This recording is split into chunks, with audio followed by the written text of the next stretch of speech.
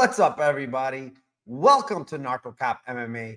I'm your host, Mike, and this is fucking Dana White's Contender Series Week 10 breakdown. Last week, it sucks, but here we are, man. 10 weeks in, and the season is over for Dana White's Contender Series tomorrow.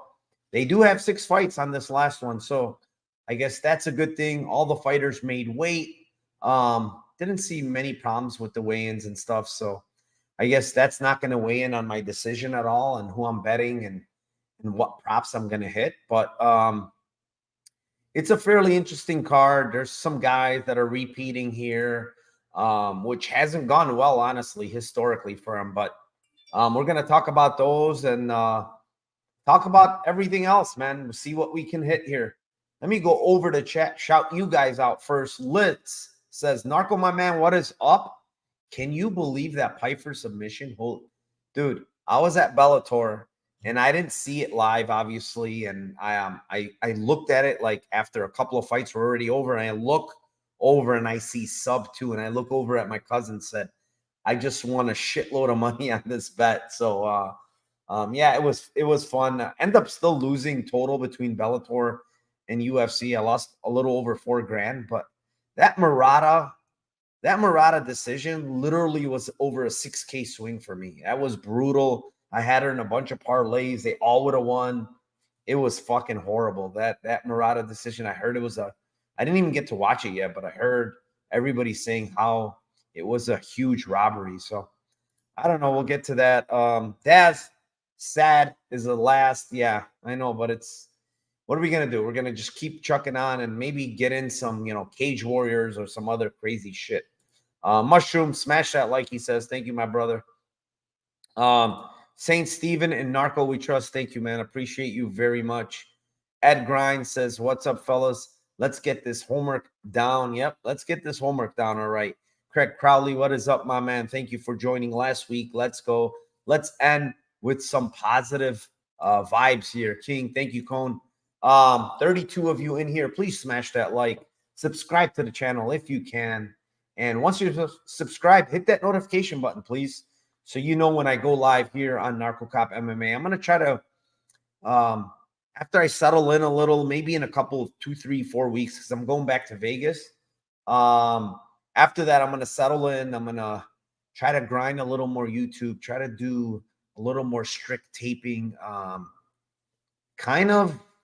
want to stay off social media a little bit more because I'm looking at these posts from some people, and maybe that's changing my mind on how I'm looking at some of these fights. So it's something I never did before, and I'm just I don't know, I'm letting it influence me in some spots where I'm not pulling the trigger, and I'm ending up passing on good value. So what is up, Danny?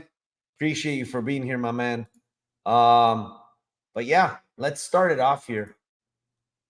First fight of the night is a repeat fight where Lucas Rocha couldn't make weight, but it's the 14-3 Davey Betancourt versus the 16-1 Lucas Rocha. And let me go over to the current odds, because that's how we're going to do this last week. We're going to look at the current odds, and we're looking at about even split here at -120 on Betancourt on DraftKings, -110 on Rocha there. In other spots, they have it reversed. On Caesars, they got -105 Betancourt, -115 Rocha. So it's about even money here on this fight. And the first go around, I had Rocha here. And he kind of disappointed me with not even getting close to making the weight, which it's a really big concern for me in the sense that, was it an injury? Was it, what was it that this guy, a 5'3", 5'2" guy, could not make 125, right? He looked kind of soft, to be honest, on scales, which is a huge concern. I mean, he fucking came in at 131, 5 pounds over the allowed limit. Something had to have been going on that he missed weight by that fucking much. And I just kind of kept me off of this fight entirely here, man. I don't think I need to bet this fight. I do favor Rocha in this fight in general, but with all that weight miss, and I don't know if it was due to an injury. And now, when you look at him now, at 135. They changed the weight to 135. He weighed at 133, 2 pounds under. So it just seems like to me, this guy just didn't cut any weight. You weighed 131, and now you're only 133. You obviously didn't cut any fucking weight for that fight. So I seem to think there's either a sickness, an injury. I don't know. I don't know. I don't want to speculate, but I also don't want to bet this fight, to be honest. And, if I go into it, I could tell you that, Davi Bittencourt is kind of aggressive, goes for takedowns, doesn't really control a lot of his opponents. He's been fighting a shitload in the since 2021. If you look at this guy, he's got 1, 2, 3, 4, 5, 6, 7, 8, 9, 10, 11 fights in 2 years. And that's a lot of fucking fights in 2 years. This guy has been very active. And he's fighting low level of opponents outside of Eduardo Henrique, who I think is a good kickboxer. The other guys are very, very low level. He's beating them, so props to him. He's finishing them, almost all of them in round 1, except the decision to Eduardo Henrique, and then round 2 to Felipe Geno. But the thing with this guy is he gets takedowns. He goes for submissions. He loses position sometime. He's explosive on the feet, so he's got some power on the feet. But I see this guy as he kind of slows down, to be honest. The Henrique fight, he clearly lost round 2. But then he took Henrique down in round 3. And Henrique is, like I said, he's a striker, and he wasn't really good off his back. Rocha is a little bit of the opposite. I feel like Rocha starts off slow, and then he comes on a lot later in fights, And the guy is 16-1. He's only 23 years old. So this guy is improving probably leaps and bounds, right? His last fight was 5 months ago. Beat a guy, Matthias De Silva, who's a black belt on the ground, good grappler. I think black or brown. Very good grappler on the ground. Had his back taken in round 1 in that fight. Didn't look good early, but man, he came on pretty strong in round 2 and round 3. He ended up in very good positions on the ground.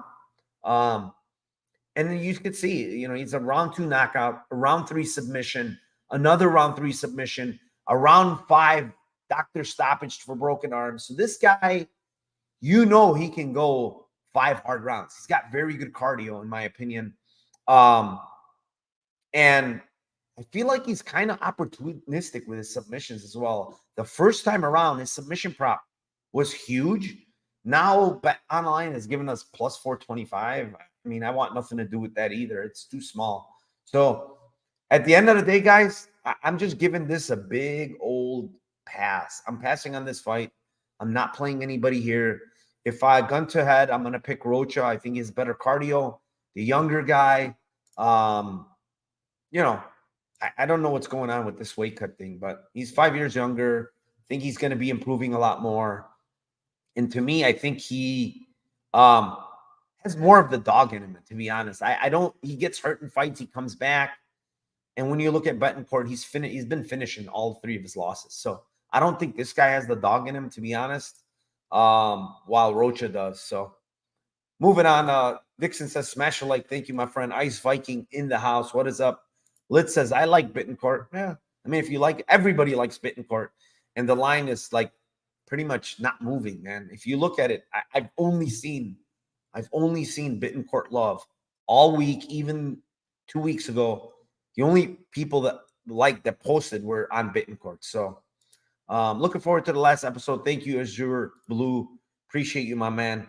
Narco, what's the thoughts on Rocha 2-3? Yeah, I mean, that's something I'm going to be looking at in this fight. I just think he has better cardio. Now, something to keep in mind is, this weight cut thing, this miscut, like, I don't know, man. I don't know. I really don't know how to look at it. Like, again, was it sickness? Was it injury? What was it? Because you don't miss by 6 pounds and then come back 2 weeks later and you only put on 2 pounds. Like, he didn't have to cut weight. And it's all he put on is 2 pounds, 133, and his limit is 135. I don't know. I think passing is a good thing here, honestly. Like Ice Viking says, passing can always be an option.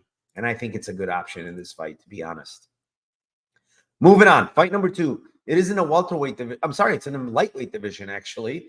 It's a 10-2 Isakov versus the 7-1 Markel Maderos. And this is a very, very interesting fight here. And why I say that is because both guys are skilled, in my opinion. You look at the guy in Isakov, 10-2, 33 years old. So not a young guy or spring chicken here to get into Dana White's Contender Series. This guy has a ton of experience. He's got almost 20 fights in the amateurs, IMMAF. Multiple times he's been to the championships there and subsequently lost in the championships all 3 times. Very, very good grappler, very good wrestler, relentless with the wrestling. Faced a good level of opposition. He does have a loss to Levon Chokoli there. I don't know why it says doctor stoppage. I think it was a quick stoppage, honestly. He was definitely hurt. Chokoli landed a knee on him that rocked him pretty bad. Then follow up with some punches, but he was on a single leg. The referee stopped it. It was extremely weird. It says doctor stoppage, but it's definitely not a doctor stoppage. Grabinski fight, it was 1-1 going into the third. Grabinski kind of got the best of him in round 3. So that was an accurate decision. Ahmad Laban landed some big shots on him, hurt him, but came back and won that fight pretty handily. In the last fight, he looked really good against Ruslan, who is a powerful striker, is a powerful guy, built like a tank, but took him out pretty easily there. This guy's a grappler. He's got some power in his hands, but realistically, he wants to get this fight to the ground. He wants to get your back. Has pretty good back takes, decent submissions, good ground and pound. Pretty aggressive guy when he gets on the ground. So I do like what I see from Isakov, to be honest, altogether. He's fought really good opposition in the amateurs as well, which is extremely important. Let me fix this camera. This is annoying.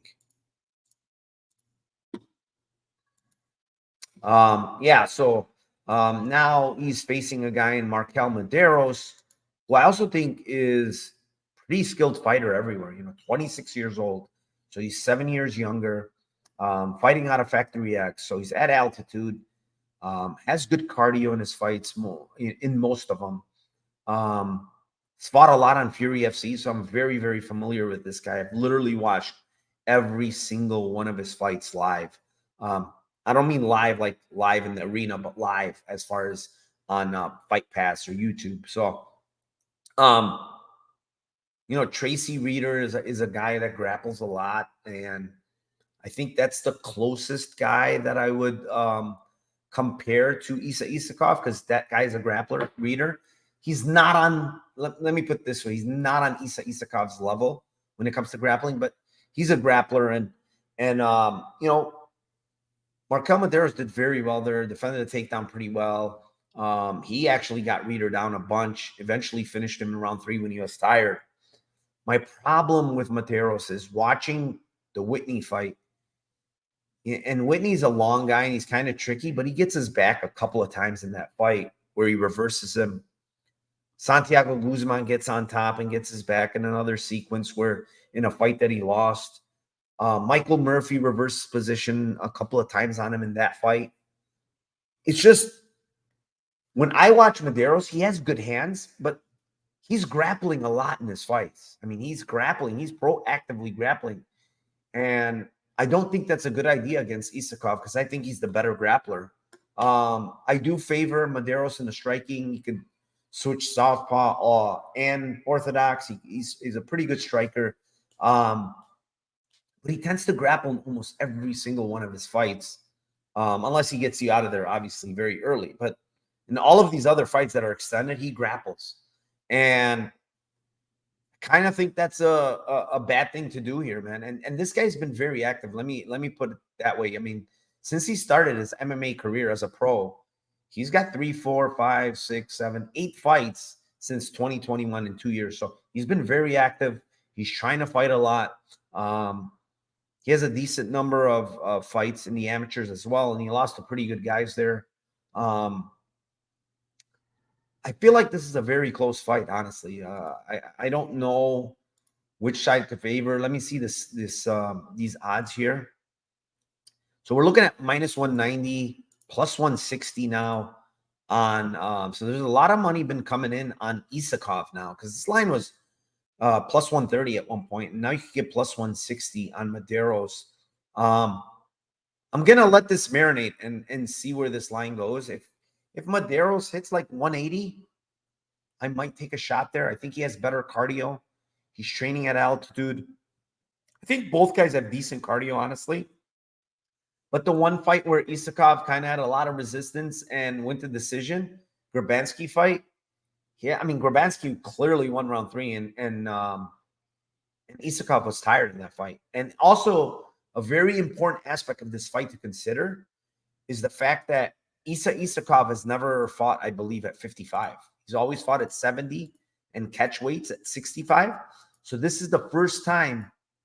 Oh, I'm sorry, I take it back. He cut against Chokali to 55, and he lost that immediately. So we don't know. But historically, he's always fought at 65 and 70.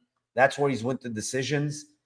I want to see what this guy's cardio looks like at 55, because he wrestles a lot. Maderos is hard to take down. He doesn't settle easily. He's going to continue to let you try to get up and stuff. So this is a very, very interesting fight.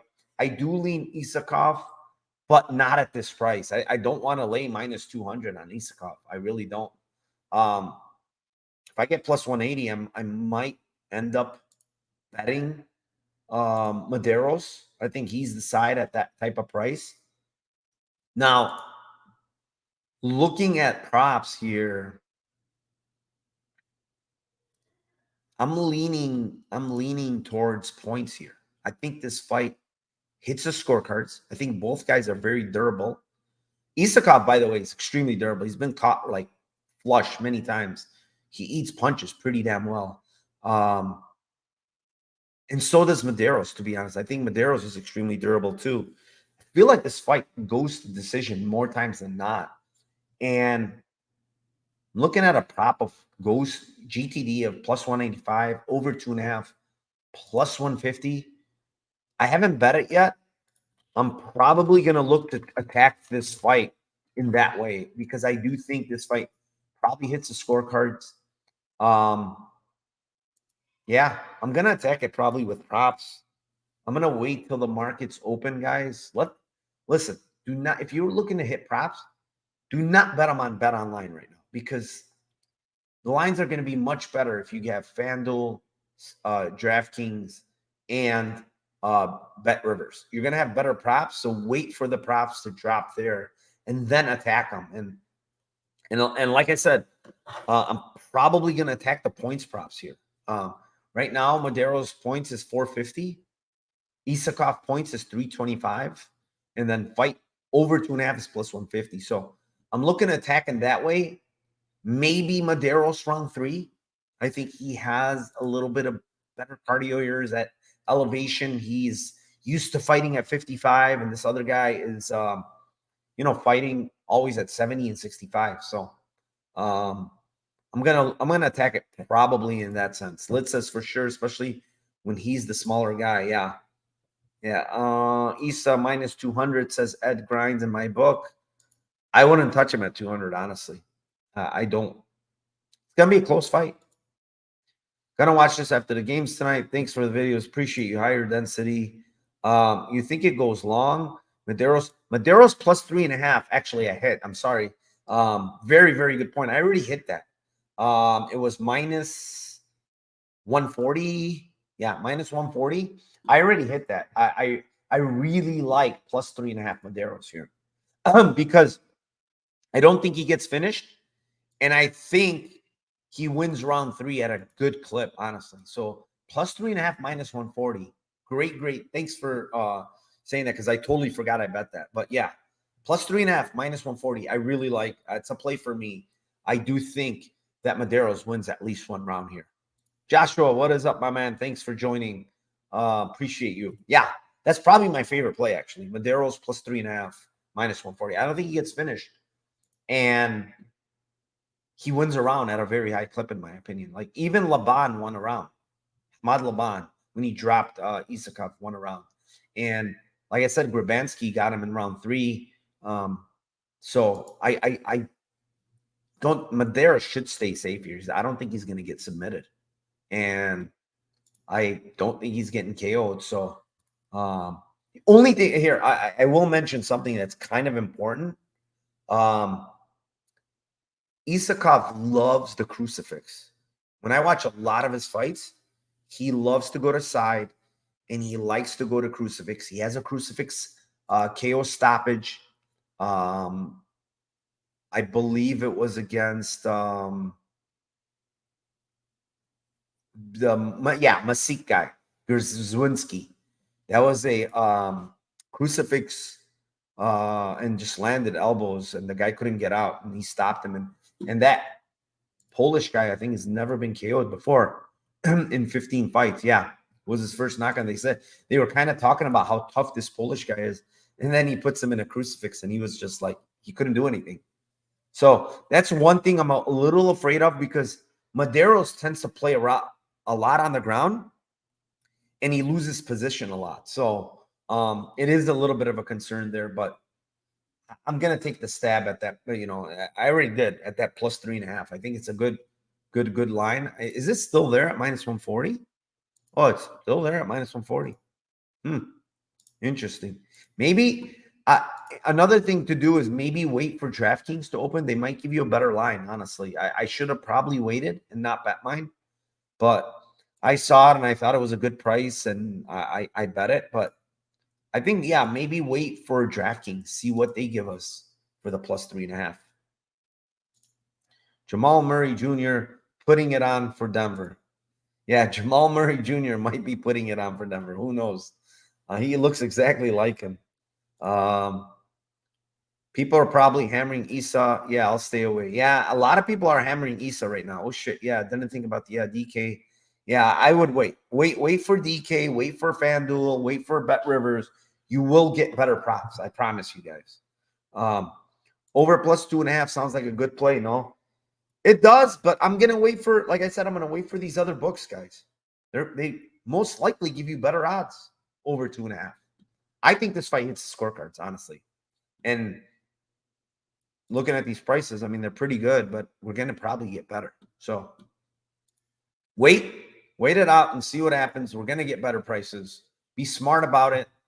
I'm giving you what I think, and I haven't bet those decision props. So wait on them and let's see what these other local books give us. Moving on. Fight number 3. It is in the middleweight division. It is the 6-0 Torres Vinny versus the 6-0 Yuri Panferov.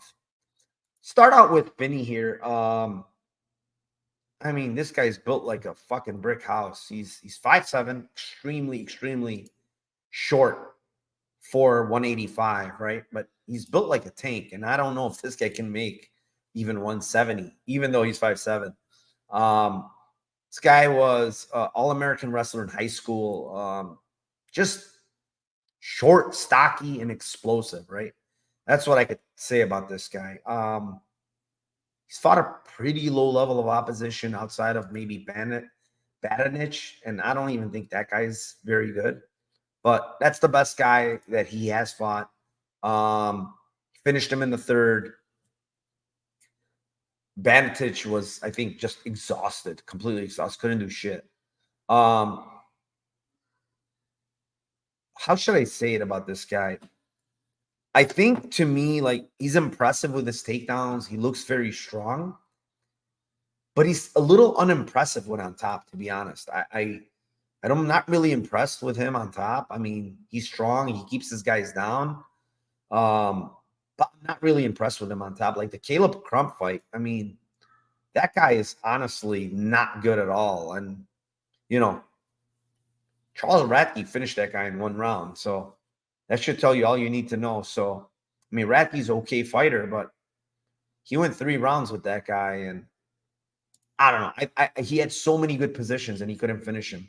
The other guys, you know, he took care of them, but they're, I mean, very, very low level fighters. Panferov now. And this guy's fought awful guys. I'm going to say it straight up. I mean, even though he fought a weight class up at 205, he's fought like complete cans. I mean, you know, you look at some of these guys, this guy, Brian Eames, that he fought. I mean, this guy's 44 years old. Like, why are you even fighting this guy? And he fought him at 215, which is weird. I mean, he's fought very, very low level opposition. I mean, extremely low. You know, the guy goes for a lot of submissions on the ground, a lot of Kimuras, a lot of arm bars, shit like that. If you can get to your back, he loves the rear naked choke. I don't know if he's going to get to Vinny's back, to be honest.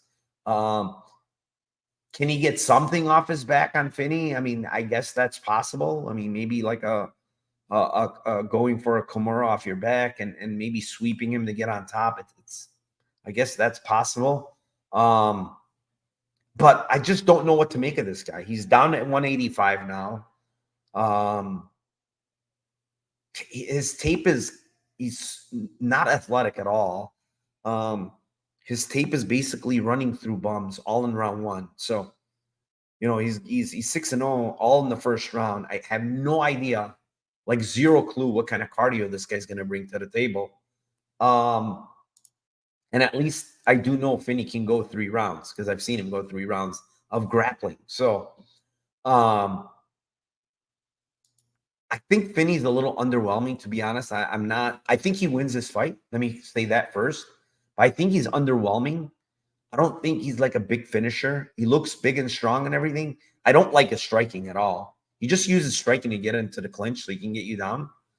I like the over 1.5, a little sneakier, maybe. Panferov is obviously a little dangerous off his back, so Vinny might just sit in guard there and throw a little shots there from guard. Not really try to engage in like a submission grappling fight. Over 1.5 at plus money. It was plus 135 on Hard Rock. I played that for 1 unit. I don't know what let me see what it's sitting at right now. What is it sitting at on Bet Online? Plus 110. I lean that way, to be honest. I lean the overs here. I think this fight even have potential to hit scorecards. The only thing that the concern for me is Panferov. I don't know his cardio. I really don't. And now he's at 185. I don't know how he's going to look. He looked in great shape. He looked like a fighter compared to before. Before he looked like he had a beer belly, but now he looks in great shape. So I'm leaning the overs here. I played the over 1.5 already. Like I said, at 135. I think 110 is still fine, to be honest. I don't think Vinny's that big of a finisher, honestly. Even though you see he has, 5 finishes in his pro career and 1 decision, he's fighting nobodies, to be honest. All these guys are really not very good. Banatich has 2 losses. They're both by finish. All these other guys are just very, very bad. This last guy, he fought Porty, 7-8. He's been finished 7 times out of his 8 losses. So I expect him to finish these type of guys. So, yeah, I'm going to play the over 1.5. Again, this is a fight that I might target by decision. I might go, Vinny points. Why not? Plus 450. They're making his KO line at minus 130. And the only way he's going to get a KO is ground and pound. I don't see it on the feet. He's not really a striker. So I might attack again.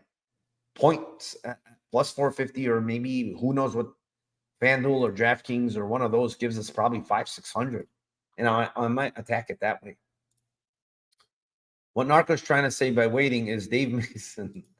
Yeah, I mean, I don't want to say that, but it's not Dave Mason's fault, possibly, but somebody's limiting me for their props, which sucks. Absolutely sucks. What's up, Fight Talk? Thanks for joining, bro. Ryan Caddick says, did you watch the decision fight? Yeah, I watched it. What about it, Ryan? He didn't look great in that fight, honestly, in my opinion, against Crump. But, I mean, he pretty much dominated that fight. But Crump kept getting up. He kept getting up, kept scrambling with him. And I don't know what to make of this guy. This guy, Crump, just lost to a guy that's 8-13 by split. So I don't know what to think of this Crump guy. He's not good. I could say that. So I think non-violence here, man. I really do. I think over 1.5 is fine, plus money. I'm kind of underwhelmed on this guy, to be honest. This Vinny guy, even though he's 6-0, he looks like a powerhouse. I don't think he's much of a finisher, if I had to guess. Moving on, fight number 4. It is in a featherweight division. It is a 6-1 Connor Matthews versus the 10-0 Jair Farias. Connor Matthews making his second attempt to get in the UFC. Out of the New England cartel. Very, very good gym. Rat Font, a bunch of other killers there. Fought Francis Marshall. Looked okay in round 1. Gassed pretty bad. And Francis Marshall proceeded to beat him by decision. I mean, he's a tough guy. This guy's a tough guy. Hard to get out of there. Fought through it. He was dead tired in the Marshall fight. Fought through it. Didn't get finished. Came back and fought on Combat Zone. Finished Andrew Cruz. Knocked him down with a punch first and then choked him out. I mean, this guy, Andrew Cruz, like, fought pretty good, decent opposition. He's only lost to, like, pretty good guys. And Connor Matthews dispatched him pretty easily. I mean, he rocked him, dropped him, and then took his back. This guy has really, really good back takes, in my opinion. I think his striking is okay as well. The issue I have here in this fight is it's going to be at a severe, severe height and reach advantage here against this opponent. And when I look at all these fights, the common denominator for Matthews is the fact that he doesn't really proactively grapple. Like, you see these rear naked chokes and you think this guy is grappling, but he's literally dropping all these guys from shots first. Like, every single one of them is getting dropped, and then he's getting their back and choking them out. So there's no proactive grappling going on. There's no wrestling going on. And the thing that worries me is that he needs to wrestle here, in my opinion. To close the distance, he needs to wrestle, get this fight to the ground. And I feel like if he gassed against Francis Marshall and he didn't really wrestle, Marshall was doing what happens when he decides to proactively wrestle? He can't get the fight to the ground. There's some scrambles. Does he gas even more now? And it is a bit of a concern there.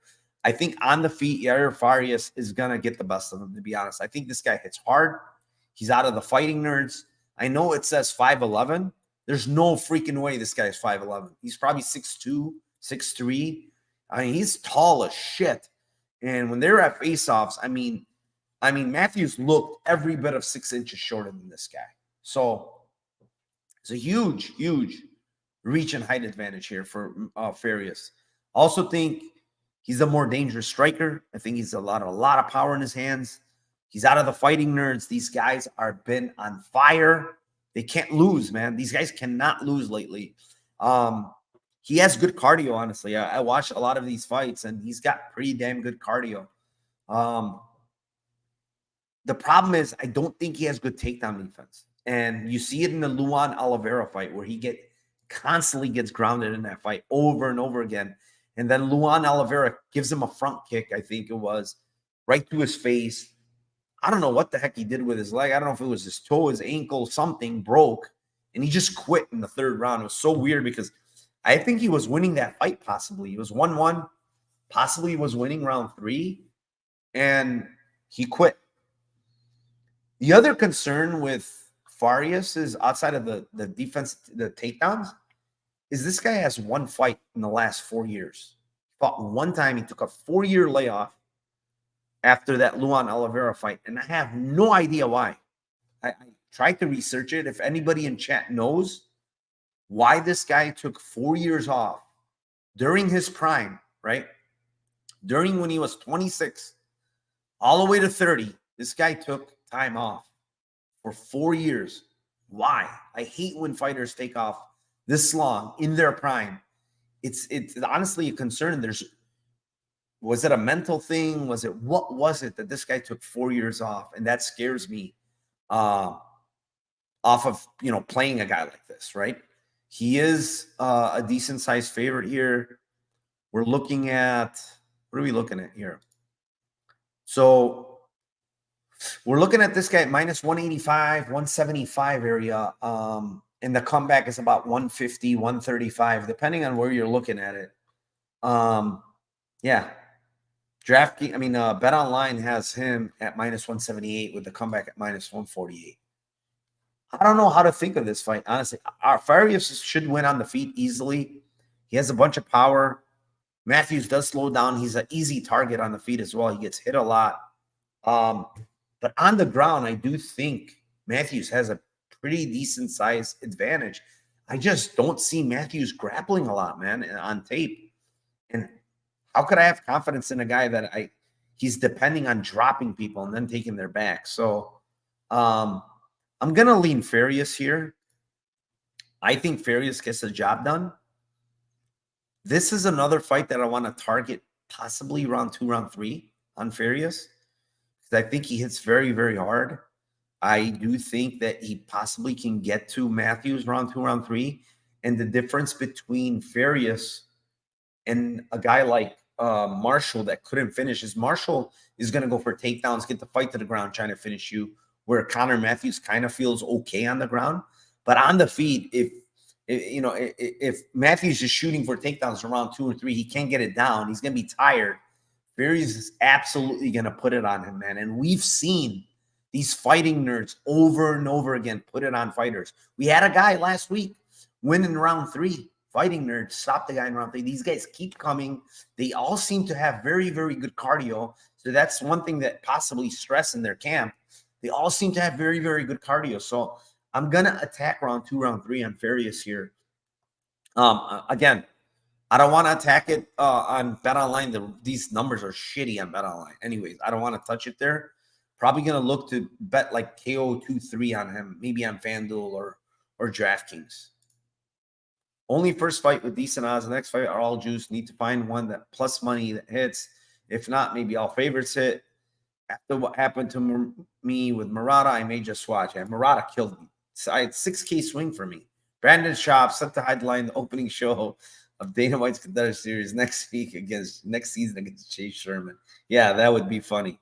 Probably took 4 years off to get his Ipo body. I don't know. Brazilian Akai, yeah.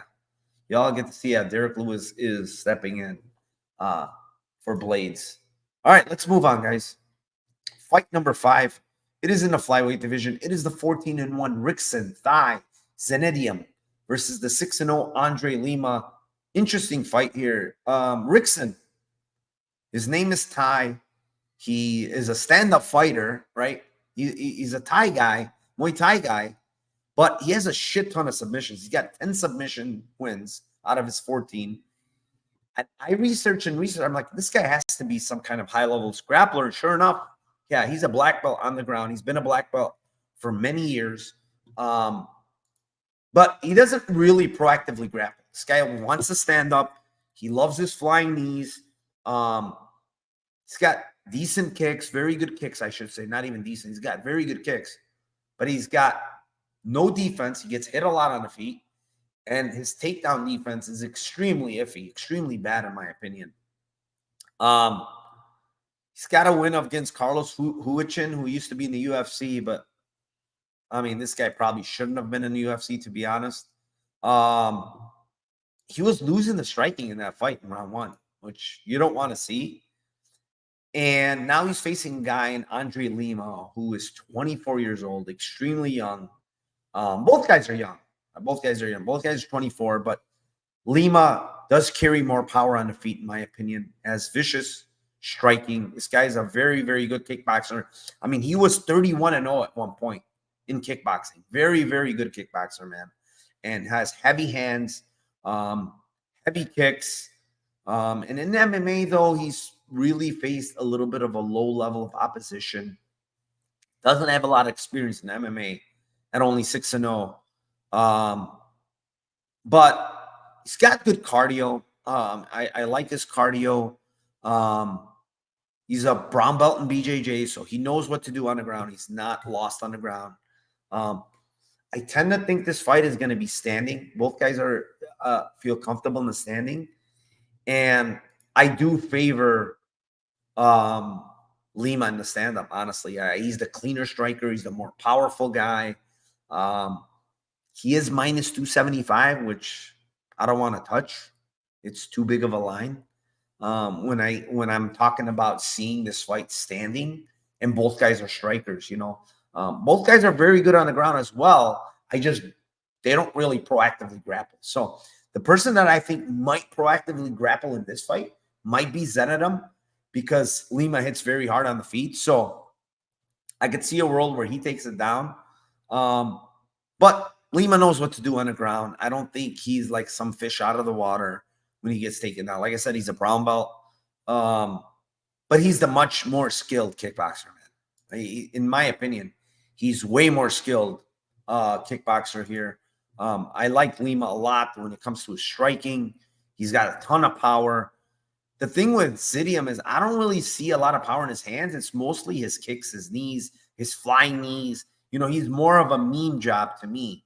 And you can honestly see it. Like in the Huchuan fight, he lands a knee which shuts down Huchuan, and then he wins, with the follow-up punches. He's got only 2 knockouts, right? In 14 wins. So, this guy doesn't have a lot of power on the feet. I favor Lima here.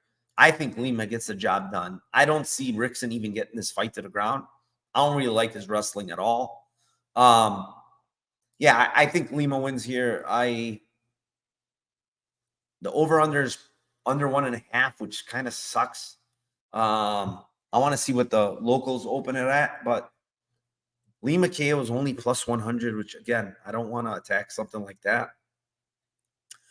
This might be a fight where, yeah, I'm probably going to look to attack Lima in some way. There's nothing that really sticks. Maybe Lima. Yeah, even that is not very good. So, yeah, even the ITD's minus 125. I don't want to touch those lines. They're kind of keen to this fight, honestly. I do favor Lima. Maybe put him in a parlay. Maybe I might attach him to some parlay here, because I do think he wins at a pretty high clip. I just don't want to lay these type of prices with 2 24-year-olds in Dana White's Contender Series. Lima might end up being the best fighter from this season. It's possible. It's possible. What is up, VB in the house? What's up, Narco? Brazilians, 95% win rate this season. 8-0 last 8. UFC likes finishers, in my opinion, just like Lima. Yeah, but both these guys are Brazilian. So we can't use that thing. Brazilians 8-0. But yeah, I agree with you. I like Lima too on this fight. I think he's the more powerful guy. He's the cleaner striker. He's got a huge kickboxing background. Very, very good kickboxer. Brown belt on the ground, so he's competent. I just don't see Rickson get this fight to the ground. It's gonna be stand-up, and I think Lima is the better stand-up fighter. So, yeah, I just don't. I mean, VB, you mentioned like 95, 8-0, but do you want to lay minus 275? That's the thing. His line is completely gone. What did this line? Anybody know what this line opened at? Because maybe the openers were good, but let's see here. Rickson, Zidium, Andre Lima. Oh my God, he opened minus 140. That would have been a hammer spot. I would have hammered him at minus 140 for sure. That's the spot I would hammer, but that's gone. Let's not talk about it. And let's move on. Fight number 6, the main event of the night. It is in the bantamweight division. It is the 8-2 Ramon Tavares coming back versus the 7-1 Cortavius Romeus. Romeus dropping down to 35 here. The guy's fought at 45. He's actually fought at 50. Last fight was a catchweight at 50. I think he fought at, let me see. He did fight at 35 before. Yeah, he fought at 35 before. Short, stocky, another short, stocky guy, right? We just talked about another guy, and here's another one that's 5'4", built like a shit brick house. Super, I mean, I have it in my notes here. Super explosive, athletic, and great sub transitions. He's got good BJJ. Very good wrestling. I mean, he's strong as shit when he goes for wrestling. Extremely powerful. I like that he's a southpaw. The thing that I didn't like is I did watch him on his back a good amount against Lugo. I don't want to see that. Now, obviously, Lugo is a good prospect himself in Bellator, very, very good striker.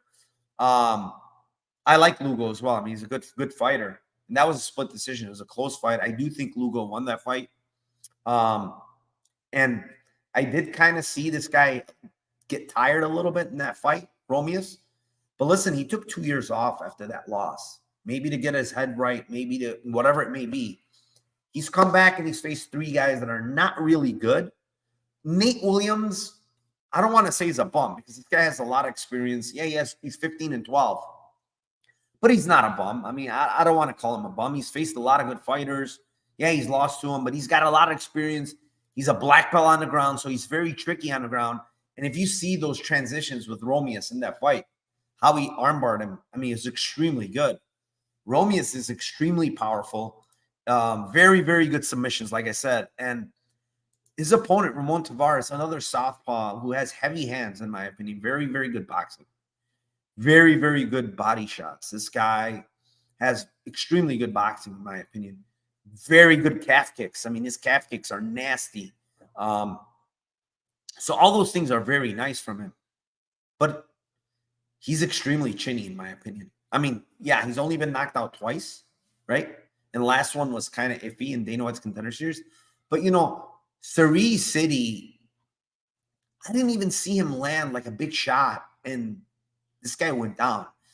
And, you know, City is a kickboxer, and he's got good strikes, but he's not a one-punch guy, honestly. City is not a one-punch KO type of guy.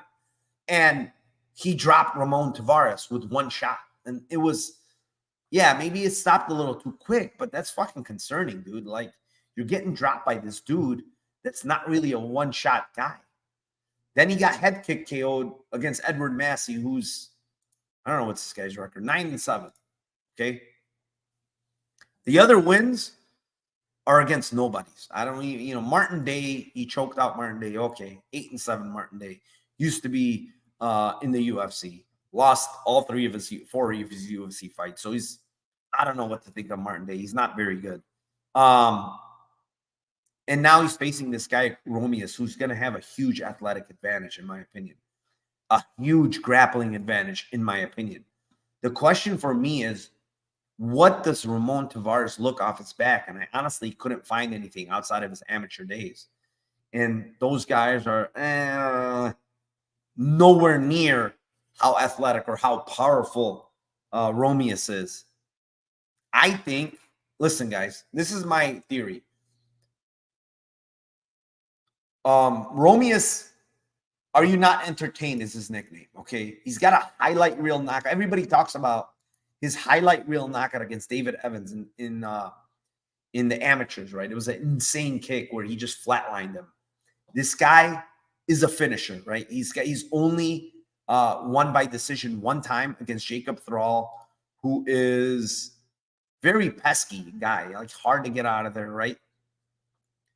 Jarno Lugo, obviously, he lost the split. Very, very good opponent. But he's finished everybody else, man. He finished a lot of his opponents in the amateurs as well. And, you know, Tavares, to his credit, he's a finisher as well. You know, he's finished 7 out of his 8 wins. So this guy's a finisher. The problem is he gets finished in his losses. So this one is a fight where I go opposite of what I think of the other ones. I think this one is violence written all over it, one way or another. I think this fight's going to end, whether it be, you know, Tavares KO or Romeus sub or KO. I think the under, we're going to wait for under 2.5s. Obviously, we don't have them. I think the under 2.5s at like minus 200 are pretty damn good in this fight. Honestly, I think somebody gets finished here. This is a fight where I see violence, man, whether it's stand up, whether it's on the ground. Romeus is hunting for submissions, has very, very good ground and pound. And honestly, I think he's going to be the more powerful, more just complete fighter. He's a complete fighter, in my opinion. His striking is not the best. He gets hit. I do want to say he gets hit on the feet, but it just seems like he's so athletic. He's so powerful. He takes punches pretty well, to be honest. He's just going to, even if he lands on him, Tavares, he's going to go for takedowns and take this guy down. I don't see Tavares stopping takedowns from this dude. He's just that fucking powerful and athletic. So with that being said, I'm going to probably target. I might do this is what I'm going to do probably. Lima, money line, with a fight doesn't go on this fight. What's fight doesn't go here? Let's see. On Bet Online. Fight doesn't go. No, minus 295. So wait, because that's a stupid line. Let's just get the under 2.5 and hit that along with money line on Lima. And that will give us like a probably plus 100, plus 115. That's where I'm probably going to lean with my parlay. Lima money line and the under 2.5 on this fight, because I don't see this fight going the distance, man. And they're showcasing, in my opinion, Cortavius Romeus here. They're showcasing him because he's just a more guy that, is out there, talking shit, are you not entertained nickname, more explosive. Yeah, I think he wins this fight. I don't want to lay this type of price, minus 240